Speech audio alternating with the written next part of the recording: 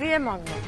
நிஜமா சொல்றேங்க, ഡെഫിനറ്റ്ലി. நீங்க பாருங்க ഒരു 10 വർഷത്തില് 2004 മറ്റോ സൺ ടിവിക്ക് നൽകിയ ഒരു അഭിമുഖത്തില് അന്ന് തൃഷ ഒരു മാധ്യമപ്രവർത്തകന്റെ ചോദ്യത്തിന് മറുപടിയായിട്ട് പറഞ്ഞത് തന്റെ ആഗ്രഹം ഭാവിയിൽ ചീഫ് മിനിസ്റ്റർ അല്ലെങ്കിൽ CM ആകുന്നതാണ് എന്ന് പറയുന്നു, ചിരിക്കുന്നു. അപ്പോ ആദ്യം അവരൊരു തമാശയാണ് എന്ന് കരുതുന്നു. അപ്പോ വീണ്ടും ചോദിക്കുമ്പോൾ തൃഷ കൃത്യമായും പറയുന്നുണ്ട്, ഒരു 10 വർഷം കഴിഞ്ഞ് നിങ്ങൾ നോക്കിക്കോ, എൻ്റെ ആഗ്രഹം എന്ന് പറയുന്നത് ഭാവിയിൽ ചീഫ് മിനിസ്റ്റർ അല്ലെങ്കിൽ CM ആവുക എന്ന് ആവർത്തിച്ച് അന്ന് തൃഷ പറയുന്നുണ്ട്. ഇന്നിപ്പോ എന്തുകൊണ്ട് ഇത് ചർച്ചയാവുന്നു ചോദിച്ചാൽ, വിജയുടെ രാഷ്ട്രീയ പ്രവേശനം ഇപ്പോൾ തൃഷയുടെ പേര് കൂടി ചേർത്തുകൊണ്ട് തമിഴകത്ത് വിവാദവും ചർച്ചകളുമൊക്കെ ആവുകയാണ്. വിജയുടെ നേതൃത്വത്തിലുള്ള തമിഴക വെട്രി കഴകം എന്ന് പറയുന്ന പൊളിറ്റിക്കൽ പാർട്ടി അത് 10-16 വർഷത്തെ പരിശ്രമത്തിലൂടെ ഉണ്ടാക്കിയെടുത്തതാണെന്ന് നമ്മൾ മറ്റൊരു വീഡിയോയിൽ പറഞ്ഞു. 2009 മുതൽ തന്നെ അതിന്റെ ആരംഭം ഉണ്ടാവുന്നു. എല്ലാ ഫാൻസ് ഗ്രൂപ്പിനെയും ചേർത്തൊരു ഒറ്റ ഗ്രൂപ്പാക്കി മാറ്റുന്നു. അതിനുശേഷം പൊളിറ്റിക്കൽ പാർട്ടികൾ ഗ്രൂപ്പ് തലത്തിൽ എങ്ങനെ ഓരോ യൂണിറ്റുകൾ ഉണ്ടാക്കി ഘട്ടം ഘട്ടമായിട്ട് അവരുടെ രാഷ്ട്രീയ വളർച്ച ഉണ്ടാക്കുന്നു. അതേ രൂപത്തിൽ വിജയ് വളരെ സൈലന്റ് ആയിട്ട് അദ്ദേഹത്തിന്റെ ഫാൻസ് ഗ്രൂപ്പിനെ എല്ലായിടത്തും സാന്നിധ്യമുള്ള ഒരു ബൂത്ത് തലത്തിൽ വരെ സാന്നിധ്യമുള്ള ഒരു ഫാൻസ് ഗ്രൂപ്പാക്കി വളർത്തുന്നു. ഒറ്റ അടിക്ക് അതിനെ ട്വിസ്റ്റ് ചെയ്തിട്ട് ഒരു പൊളിറ്റിക്കൽ പാർട്ടിയാക്കി മാറ്റുകയാണ്. അതായത് നിമിഷ നേരം കൊണ്ട് വിജയുടെ ഫാൻസ് അസോസിയേഷന്റെ ഓഫീസുകളെല്ലാം തന്നെ പൊളിറ്റിക്കൽ പാർട്ടി ഓഫീസുകളായിട്ട് മാറുകയാണ്. സോ ഇത് വളരെ ആസൂത്രിതമായിട്ട് തന്നെ നടപ്പിലാക്കിയ ഒരു കാര്യമാണ്. ഇപ്പോൾ തമിഴക വെട്രി കഴകം എന്ന വിജയുടെ പാർട്ടി നിയമസഭാ തെരഞ്ഞെടുപ്പിൽ വലിയ വിജയം കൈവരിച്ചിരിക്കുന്നു. ഏതാണ്ട് 108ഓളം സീറ്റുകൾ ഒറ്റയ്ക്ക് നേടിയിരിക്കുന്നു. 10 സീറ്റ് കൂടെ ഉണ്ടെങ്കിൽ ഭരണത്തിലെത്താം എന്ന നിലയിലേക്ക് ഞെട്ടിക്കുന്ന മുന്നേറ്റം കാഴ്ചവെച്ചിരിക്കുകയാണ്. ഇവിടെയാണ് തൃഷയുടെ പേര് വീണ്ടും കടന്നു വരുന്നത്. തൃഷ രാഷ്ട്രീയത്തിലേക്ക് വരുന്നു എന്ന വാർത്തകൾക്ക് നിലവിൽ ഔദ്യോഗിക സ്ഥിരീകരണം ഒന്നും തന്നെയില്ല. താൻ സിനിമയിൽ മാത്രം ശ്രദ്ധ കേന്ദ്രീകരിക്കാൻ ആഗ്രഹിക്കുന്നുവെന്നും തനിക്ക് രാഷ്ട്രീയ ബന്ധങ്ങളൊന്നും തന്നെ ഇല്ല എന്നും കുറച്ചുനാൾ മുൻപ് തന്നെ തൃഷ വ്യക്തമാക്കിയിട്ടുമുണ്ട്. പക്ഷെ ഇത്തരം അഭ്യൂഹങ്ങൾ നിലനിൽക്കാൻ കാരണം 2004 വന്ന ആ ഒരു അഭിമുഖവും തൃഷയും വിജയും തമ്മിലുള്ള ബന്ധത്തെക്കുറിച്ച് നടക്കുന്ന ചില ചർച്ചകളും റൂമറുകളുമാണ്. വിജയ് 2 മണ്ഡലങ്ങളിൽ നിന്ന് മത്സരിച്ചിട്ടുണ്ടായിരുന്നു. 2ലും അദ്ദേഹം വിജയിച്ചു. നിയമപ്രകാരം അതിൽ ഒന്നേ അദ്ദേഹത്തിന് നിലനിർത്താൻ കഴിയൂ, 1 രാജിവെക്കേണ്ടി വരും. ആ ഒഴിവ് വരുന്ന സീറ്റിൽ തൃഷ മത്സരിക്കുമെന്നൊക്കെ ചില വാർത്തകളിൽ വരുന്നുണ്ട്.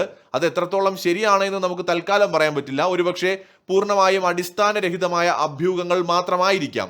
ഇപ്പോൾ തൃഷ മത്സരിച്ചാലും ഇല്ലെങ്കിലും വിജയും തൃഷയും തമ്മിലുള്ള ബന്ധം എന്താണ് എന്നതാണ് തമിഴകത്തെ പ്രധാന ചർച്ച. ഈ ചർച്ചയ്ക്ക് ആക്കം കൂട്ടിക്കൊണ്ട് വിജയ് വിവാഹമോചനവുമായി ബന്ധപ്പെട്ട് മുന്നോട്ട് പോകുന്നു.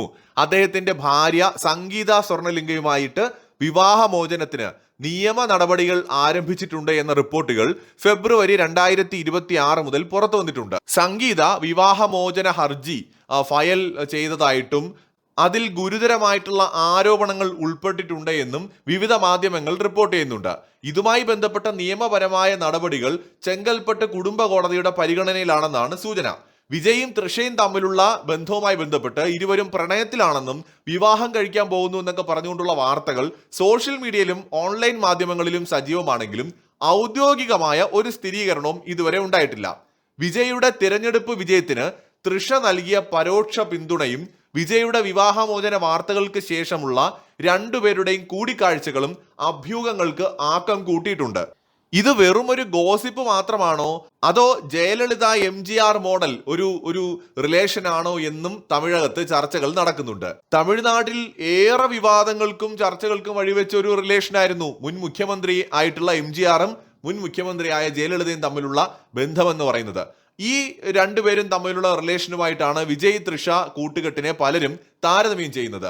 ജയലളിതയെ പോലെ തന്നെ തൃഷയും സിനിമയിൽ നിന്ന് രാഷ്ട്രീയത്തിലേക്ക് വരുന്നു എന്ന തരത്തിലുള്ള അഭ്യൂഹങ്ങളാണ് ഈ താരതമ്യത്തിന് പ്രധാന കാരണം. ജയലളിതയെ MGR തന്റെ രാഷ്ട്രീയ പിൻഗാമിയായി വളർത്തിയെടുത്തതുപോലെ വിജയ് തൃഷയെ പരിഗണിക്കുമോ എന്ന് ചിലരെങ്കിലും ചിന്തിക്കുന്നുണ്ട്. MGRഉം ജയലളിതയും ദശാബ്ദങ്ങളോളം നീണ്ടുനിന്ന ശക്തമായ ഒരു രാഷ്ട്രീയ വ്യക്തിബന്ധം പങ്കുവച്ചവരാണ്. ജയലളിതയുടെ രാഷ്ട്രീയ വളർച്ചയിൽ MGRന്റെ പങ്ക് വളരെ വലുതായിരുന്നു. എന്നാൽ വിജയ് തൃഷയുടെ കാര്യത്തിൽ അത്തരമൊരു രാഷ്ട്രീയ അടിത്തറയോ അത്തരമൊരു ബന്ധമുണ്ട് എന്നതിന് കൃത്യമായ തെളിവുകളോ നിലവിലില്ല. ചുരുക്കത്തിൽ സിനിമയിലെ ഇവരുടെ മികച്ച കെമിസ്ട്രിയും നിലവിലെ വിവാഹമോചന വാർത്തകളും ചേർത്ത് വെച്ച് ഫാൻസോ അല്ലെങ്കിൽ പ്രേക്ഷകരോ അല്ലെങ്കിൽ പാപ്പരാസി മാധ്യമങ്ങളോ നടത്തുന്ന ചില നിഗമനങ്ങളോ അല്ലെങ്കിൽ ഒരു റൂമറോ മാത്രമാണ് നിലവിൽ ഇവരുമായി ബന്ധപ്പെട്ട റിലേഷൻസ്. അതിനിടയിലാണ് ഇപ്പോൾ വിജയ് ഒരു മണ്ഡലം രാജിവെക്കുമ്പോൾ അവിടേക്ക് തൃഷ വരുന്നു എന്ന തരത്തിലുള്ള വാർത്തകളും പ്രചരിക്കുന്നത്. എന്തായാലും സോഷ്യൽ മീഡിയക്കകത്ത് ഇത് വളരെ സജീവമായ ഒരു ചർച്ച തന്നെയാണ്. വിജയുടെയും തൃഷയുടെയും സൗഹൃദം രാഷ്ട്രീയ ബന്ധത്തിലേക്ക് വളരുമോ എന്നത് തന്നെയാണ് തമിഴകത്ത് ഇനി അറിയാനുള്ളത്. മറ്റൊരു വീഡിയോയുമായി വീണ്ടും കാണാം.